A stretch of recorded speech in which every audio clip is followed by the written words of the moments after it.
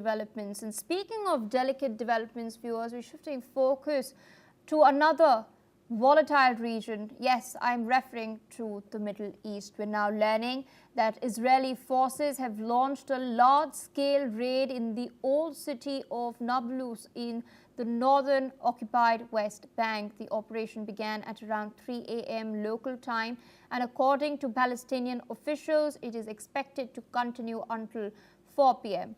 Witnesses have reported dozens of soldiers and armored vehicles storming several neighborhoods, expelling residents and converting some homes into military posts. Local sources have stated that clashes broke out at the eastern entrance to the old city, where young Palestinians threw stones and Israeli troops responded with tear gas and live ammunition. The Palestinian Red Crescent has reported several injuries, though none from gunfire. Meanwhile, the Israeli military has confirmed that it was carrying out the operation but did not specify its purpose. The old city of Nablus has seen repeated Israeli raids in recent years, including deadly operations in 2022, 2023, and again earlier this June. Joining us on the broadcast is Mr. Ali Mohammed Abushbak. He's an independent Palestinian researcher joining us live from Cairo in Egypt. Thank you so much for taking our time speaking to us on NewsX World. A lot of high-octane developments have been taking place in the Middle East, even as Netanyahu is not backing down despite international pressure, despite pressure on the domestic front itself, with the families of hostages also coming out and now claiming that he is sacrificing the hostages and not reaching a peace deal. It seems that it's not just Gaza where an offensive is escalating, it's also now escalating in the West Bank. There's a large-scale raid that is taking place. What does this say about the Israeli administration? Do you think that Netanyahu's claims of purging Hamas is just a front? Thank you, Pia, for having me. The thing is, the new raid of Nablus in West Bank, it's not new, especially during the war in Gaza. Israel invaded Jenin campus, and they are departed the civilians from there and displaced 100 of civilians from Jenin, and claiming they are targeting the Jenin brigades that belongs to Saraya al-Quds brigade that's related to Islamic Jihad in Palestine. So today also one of the flashpoint area, similarly like Jenin, it's Nablus, because it's a several of Palestinian militant settle in Nablus, and one of the Palestinian commander, Muhammad al-Nabulsi, belongs to the Nablus, and Israel assassinated last 2 years, and he waged the war against he waged a several of attack against Israel until the Israel assassinated him. So the situation is very complex.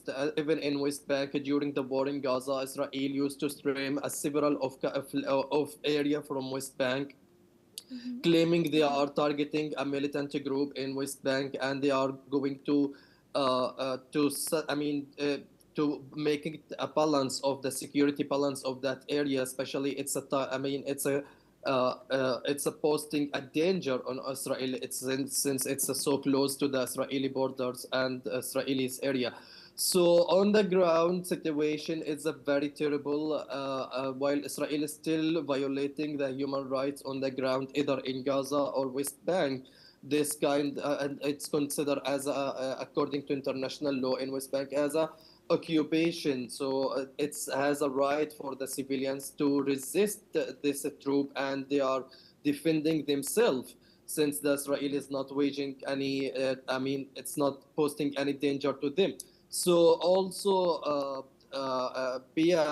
according to United Nations report that several of Palestinians have around around 900 Palestinians have been killed since October, and several more than 24,000 civilian homes got demolished and destroyed, and a right for the settler in West Bank. So this is a huge number considered as a violating for a human right and the violating of the international law.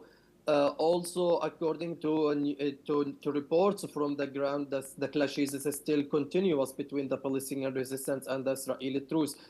Journalists they can't cover the situation because of the tear gas and the huge gunfire that in this area. So they are has a limitation for their mobility, and they are scared to cover the situation after what happened last 3 days in Gaza, deliberately targeting the journalists in Gaza. Going through the situation in Gaza while Israel is now launched its a new militant operation that Guardian Chariot, the second phase of it, as several of Palestinians displaced from north part of Gaza, despite Israel claim that they are going to offer the Palestinian and civilian who displaced from north to south a shelter, but there is all of this fact. I talked to several of families from there. They are going to evacuate their residential home after Israel targeted continuously that area since yesterday night and today night also. So they confirmed they have no shelter to go to south part of Gaza. So that's created that's increased the humanitarian crisis in Gaza, and it's make it more terrible. Especially they are suffering from malnutrition, and they are suffering from the starvation. As several of civilians, they can't have any power and ability to move from north to south by their feet. It's making the situation more incredible and beyond the imagination. On the ground in Gaza City, people and civilians they are suffering from the continuous bombardment. Israel use a new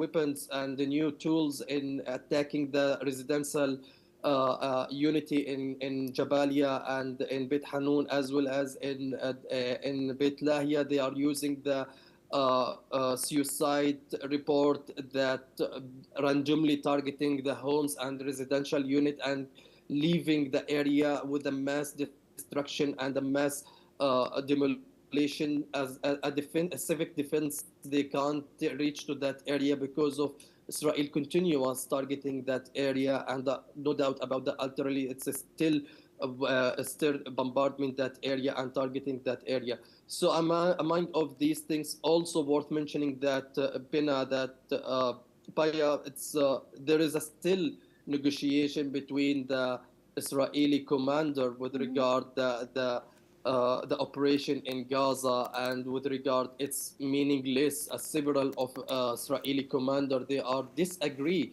of this operation and killing several of Israeli soldiers in Gaza, and they consider it as a death trap for their army.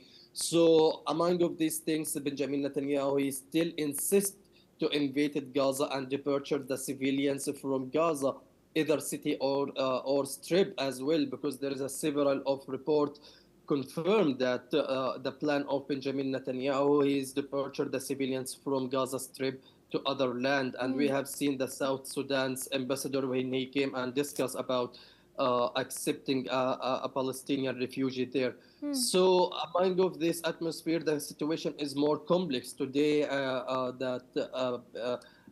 Trump's office they confirm within September he's going to visit UK to discuss the situation in Gaza as well, maybe. And before that, Benjamin Netanyahu he's sending a request to visit Israel before going to UK. That's according to several of experts. They consider what is happening. He want to confirm that about UK recognition of Palestinian statehood.